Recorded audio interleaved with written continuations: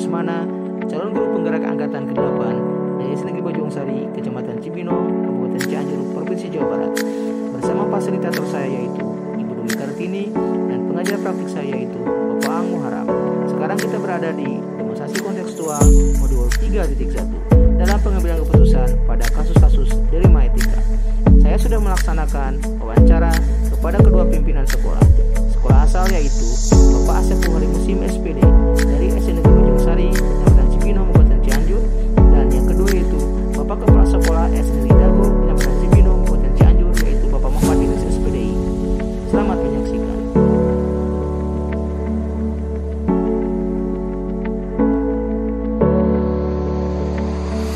Assalamualaikum Pak. Apa kabar Pak ini? Apa kabar Pak? Maaf mengganggu waktunya Pak. Ini saya ada beberapa pertanyaan di dalam wawancara tentang mengidentifikasi pengambilan keputusan di SD Bojong-Sari ini Pak. Baik, pertanyaan yang pertama, selama ini bagaimana Bapak dapat mengidentifikasi kasus-kasus yang merupakan dilema etika atau rujukan moral Pak? Ini Pak, sebagai seorang pemimpin di sebuah institusi pendidikan, ya kalau saya sih salah satu guru kawan yang senior, pasti akan beragam kasus yang akan dihadapi. Baik itu kasus yang keduanya benar tetapi saling bertentangan, yang dikenal sebagai dilema etika, ataupun kasus yang salah satunya benar dan yang lainnya salah. Nah, kedua kasus tersebut harus dapat diidentifikasikan dengan benar agar tidak ada kesalahan dalam pengambilan keputusan. Cara saya untuk mengidentifikasikan yang mana dari kedua kasus tersebut adalah dengan memahami masing-masing kasus. Tentu saja untuk memahami kasus-kasus tersebut, saya harus berkomunikasi dengan pihak-pihak yang memahami kasus-kasus tersebut. Setelah permasalahan sudah dipahami, maka saya perlu melakukan beberapa hal untuk bisa memetakan apakah kasus tersebut merupakan rujukan moral atau dilema etika. Untuk itu perlu dibuatkan daftar pertanyaan identifikasi kasus. Syarat sebuah kasus merupakan dilema etika jika kedua masalah yang berbenturan tersebut tidak melanggar hukum dan serta norma-norma yang berlaku atau menimbulkan ketidaknyamanan. Jika kasus yang diidentifikasikan lolos dari syarat-syarat tersebut, maka dipastikan itu adalah kasus dilema etika. Dan sebaliknya, jika syarat-syarat di atas tidak terpenuhi, maka itu adalah kasus rujukan moral. Baik, menarik sekali Pak. Ya, menarik sekali tanggapan dari Bapak mengenai tadi di awal pertanyaan awal Pak. Selanjutnya pertanyaan kedua Pak. Selama ini bagaimana Bapak menjalankan pengambilan keputusan di sekolah Bapak, terutama untuk kasus-kasus di mana ada dua kepentingan yang sama, benar atau sama-sama mengambil nilai kebijakan? Untuk kasus dilema etika, saya akan mempertimbangkan kedua hal yang sama-sama tersebut, membenturkan faktor apa atau pihak mana, apakah kepentingan perorangan atau banyak orang, mengandung nilai-nilai kebenaran atau kesetiaan, rasa adil atau belas kasihan, ataukah terdampak untuk saat ini atau seterusnya. Baik Pak, menarik sekali Pak. Selanjutnya langkah-langkah atau prosedur seperti apa yang bisa Bapak lakukan selama ini Pak? Nah, suara hati dan nalar harus berjalan untuk memilih kebenaran yang paling kecil menurutnya dan besar manfaatnya, dengan mempertimbangkan kepentingan beserta diri jika kasus itu berhubungan dengan diri. Berdasarkan pada prinsip berpikir berbasis hasil akhir, berpikir berbasis peraturan, atau berpikir berbasis rasa peduli. Nah, tahap berikutnya dilakukan investigasi dengan memeriksa kembali fakta-fakta dan bukan ulang. Lalu buatlah keputusan. Lalu keputusan ditinjau kembali hingga keyakinan kebenaran itu ada, dan insya Allah dalam ilahi keputusan yang kita ambil adalah keputusan yang benar. Baik Pak, selanjutnya pertanyaan selanjutnya, hal-hal apa saja yang efektif dalam pengambilan keputusan pada kasus-kasus dilema etika? Dalam kasus pengambilan keputusan dengan dilema etika, hal efektif yang perlu dilakukan adalah dengan menyederhanakan pokok permasalahan dan membangun kebijaksanaan. Baik Pak. Selanjutnya, hal-hal apa saja yang selama ini merupakan tantangan dalam pengambilan keputusan pada kasus-kasus dilema etika ini? Hasil keputusan yang diambil mungkin akan ada pihak-pihak yang tidak dapat menerima. Proses untuk dapat memahami ke sebagian orang untuk secara ikhlas menerima dan menjalani keputusan menjadi sebuah tantangan, serta untuk tetap istiqomah dalam menjalani keputusan yang sudah disepakati. Baik Pak, menarik sekali. Selanjutnya, apakah Bapak memiliki sebuah tata kelola atau jadwal tertentu dalam sebuah penyelesaian kasus dilema etika? Apakah Bapak langsung menyelesaikan di tempat atau memiliki sebuah jadwal untuk menyelesaikannya? Untuk atau prosedur seperti apa yang Bapak jalankan? Sebenarnya kalau jadwal sih tidak ada, ya, jadi tidak ada jadwal yang terstruktur dalam menyelesaikan sebuah kasus ini. Prioritas kasus mana yang perlu diselesaikan sifatnya tergantung dari jenis kasus yang pentingnya. Ya, jadi kasus mana yang lebih urgent itu yang diselesaikan secepatnya agar tercipta lingkungan sekolah yang sehat, kondusif buat semua warga sekolah. Mungkin termasuk penerapan skala prioritas Pak. Selanjutnya, adakah seseorang atau faktor apa yang selama ini mempermudah atau membantu Bapak dalam mengambil keputusan dalam kasus-kasus dilema etika?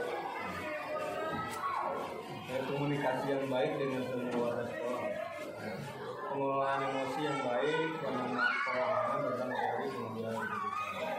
Sebagai seorang pemimpin menjadi faktor yang mempermudah dan membantu dalam mengambil. Baik Pak, selanjutnya ini pertanyaan terakhir ya Pak ya.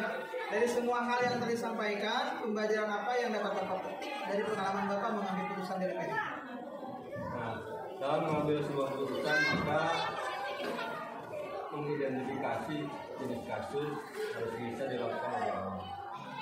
Dengan melakukan pengujian, lalu melakukan pengujian benar lawan benar untuk dapat menentukan paradigma apa yang akan kita pilih, sehingga keputusan bisa diambil sesuai dengan prinsip yang tidak merugikan orang.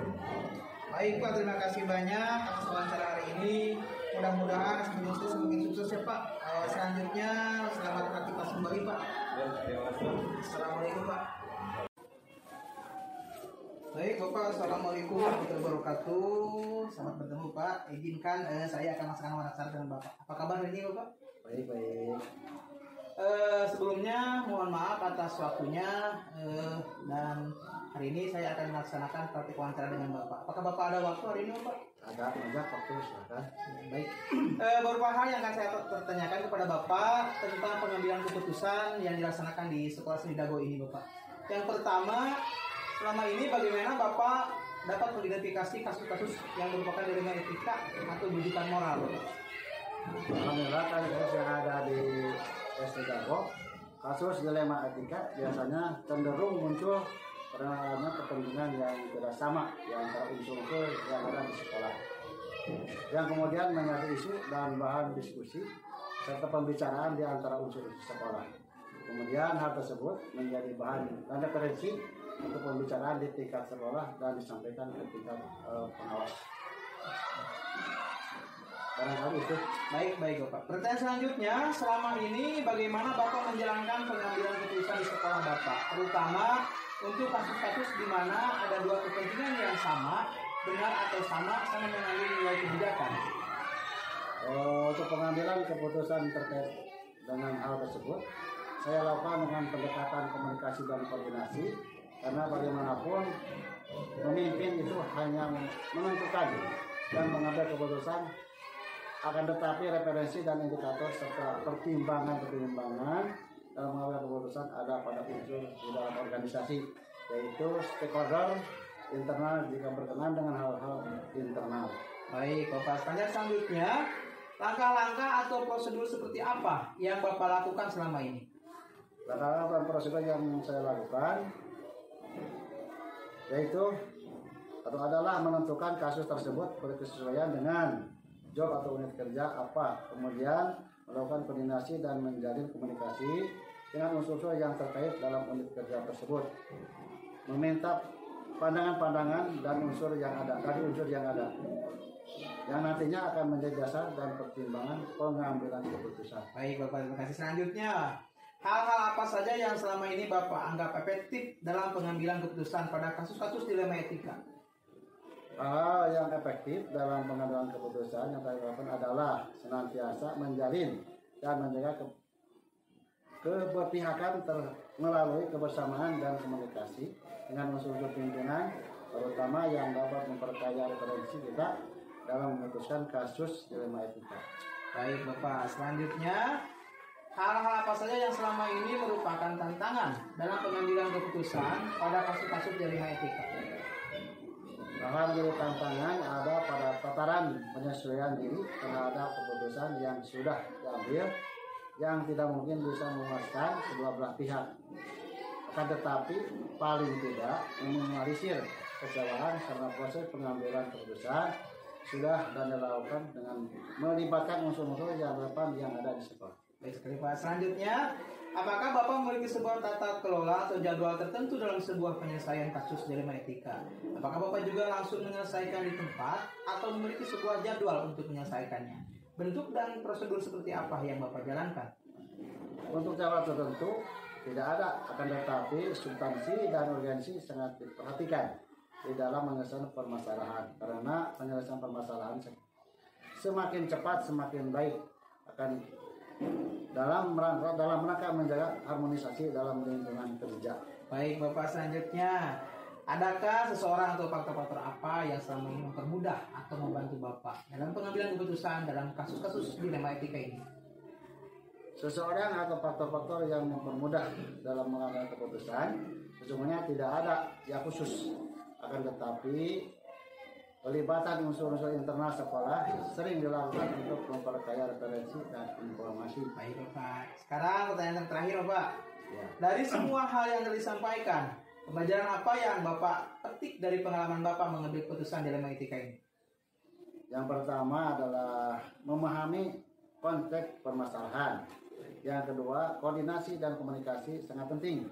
Adanya karena selain untuk menjaga harmonisasi lingkungan kerja, juga untuk memperbanyak referensi. Baik Bapak, rupanya cukup untuk wawancara hari ini. Mudah-mudahan kedepannya kita dapat menyelesaikan beberapa kasus dilema etika secara bersama-sama berkoordinasi dengan pihak terkait Bapak. Terima kasih Bapak atas waktunya. Terima kasih sama-sama. Iya, sehat selalu Bapak. Alhamdulillah, mudah-mudahan Iya. sukses selalu. Amin. Assalamualaikum Bapak. Waalaikumsalam warahmatullahi wabarakatuh.